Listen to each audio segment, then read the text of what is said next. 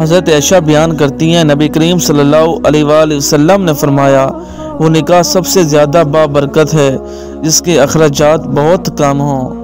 وقت پڑنے پر بیوی کی خدمت کرنا سنت رسول صلی اللہ علیہ وآلہ وسلم ہے۔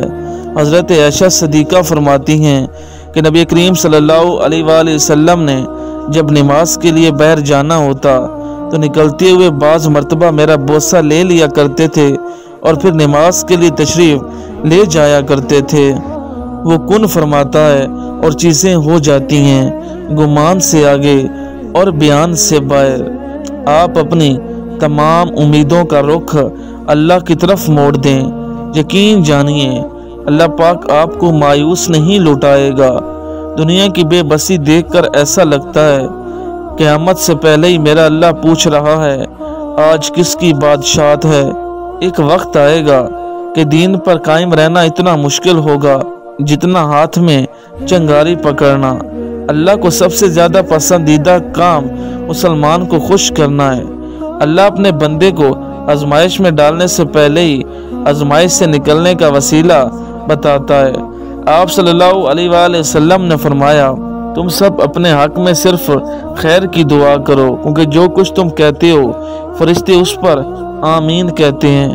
شہید نے جو گناہ بھی کیا ہو شہادت اس کو مٹا دیتی ہے سوائے قرضے کے۔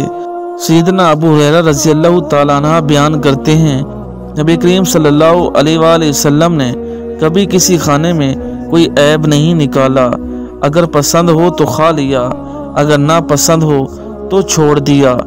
نبی کریم صلی اللہ علیہ وآلہ وسلم نے ارشاد فرمایا گناہ کم کرو موت آسان ہو جائے گی، اور قرضہ کم لو آزادی کے ساتھ زندگی گزار سکو گے۔ اللہ جب تمہارے حصے میں انتظار لکھتا ہے تو تمہارے حصے میں اس انتظار کا کوئی نہ کوئی صلہ بھی لکھتا ہے۔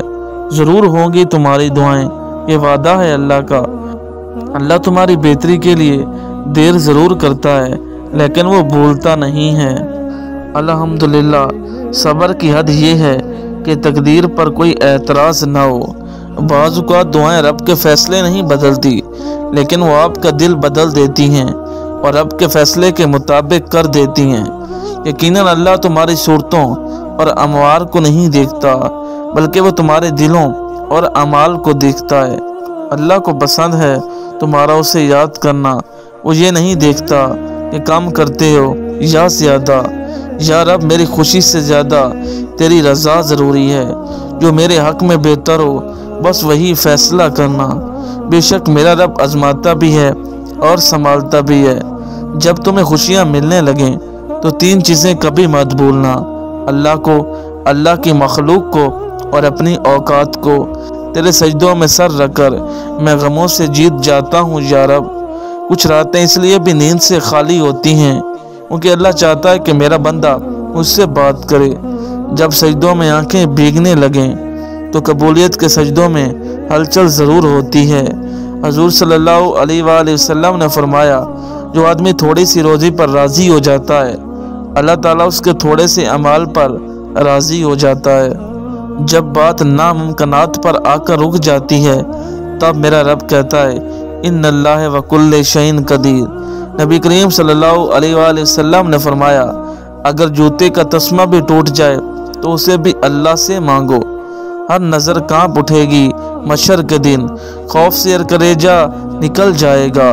مسکراتے ہوئے آپ صلی اللہ علیہ وآلہ وسلم آئیں گے اور حشر کا سارا نشقہ بدل جائے گا۔ نبی کریم صلی اللہ علیہ وآلہ وسلم نے فرمایا چار چیزیں آپ کو ختم کر دیتی ہیں: پریشانی، غم، بھوک اور دیر سے سونا۔ رسول پاک صلی اللہ علیہ وآلہ وسلم نے فرمایا میں نے جنت میں جھانک کر دیکھا تو مجھے اہل جنت میں زیادہ تعداد غریبوں کی نظر آئی۔ جو شخص کسی مسلمان کا پردہ رکھے گا اللہ تعالیٰ قیامت کے دن اس کا پردہ رکھے گا۔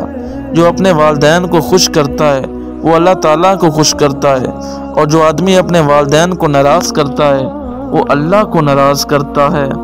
رسول پاک صلی اللہ علیہ وآلہ وسلم نے ارشاد فرمایا قرآن مجید کی تلاوت کرو کیونکہ قرآن مجید کی وجہ سے رحمت نازل ہوتی ہے۔ رسول پاک صلی اللہ علیہ وآلہ وسلم نے فرمایا اللہ تعالیٰ نے میری امت کے دلوں میں पैदा होने वाले वसवसों को माफ़ कर दिया है जब तक कि वो उन्हें अमल या ज़बान पर ना लाएं। रसूल पाक सल्लल्लाहु अलैहि वसल्लम ने फरमाया, जब अल्लाह किसी बंदे को पसंद करता है तो उस पर खूब आजमाइश डालता है। रसूल पाक सल्लल्लाहु अलैहि वसल्लम ने फरमाया, अल्लाह ताला से आफ़ियत का और माफ़ी का सवाल करो। मौत के बाद आफ़ियत से बढ़कर किसी के लिए कोई भलाई नहीं है। जो शख्स हर रात को हमेशा सूरत यासीन पढ़े और मर जाए तो शहीद के सवाब के साथ मरेगा।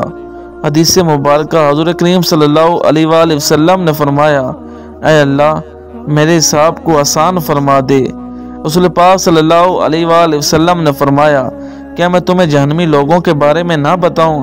हर सख्त मिजाज, बद इखलाक और तकब्बुर करने वाला जहन्नमी है। सुकून हासिल करने का सबसे बेहतरीन ज़रिया अल्लाह ताला का जिक्र करना और हज़रत मोहम्मद सल्लल्लाहु अलैहि वसल्लम पर कसरत से दुरूद पाक पढ़ना है। ऐ अल्लाह, जो चीज़ मेरे मुकद्दर में नहीं उसमें मुझे मुब्तला न कर, और जो चीज़ मेरे मुकद्दर में है उसको मेरे लिए आसान कर दे। पाक है वो परवरदिगार जो ऐबों को चेहरों पर अया नहीं करता।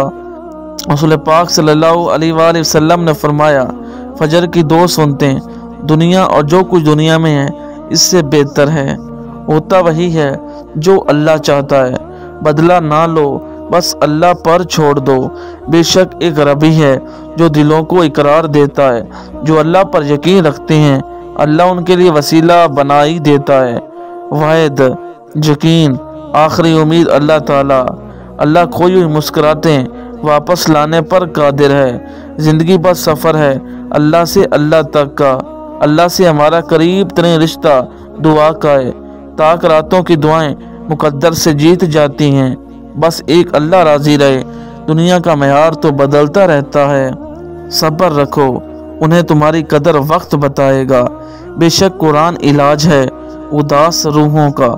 जो कुरान से जुड़ गया वो फलाह पा गया। मुआज़े करना अल्लाह का काम है। हमारा काम बहुत आसान है। दुआ, सब्र और यकीन। सब कुछ खोने के बाद भी अल्लाह पर यकीन रखना, उसे ही ईमान कहते हैं। सब्र की हद ये है कि तकदीर पर कोई एतराज़ ना हो और तुझ पर जो मुसीबत आए उस पर सब्र किया कर। यकीनन तुझे अपने परवरदिगार की तरफ लौटना है। वही है ज़िंदगी देता और मारता। या अल्लाह मुझे इतना बदल दीजिए यहाँ तक कि आप मुझसे मोहब्बत करने लगें। बेशक यकीनन हमने इंसान को सबसे अच्छी सूरत में पैदा किया। दुआ है मेरी हम सब का खात्मा ईमान पर हो। ला इलाहा इल्लल्लाह मुहम्मदुर रसूलुल्लाह।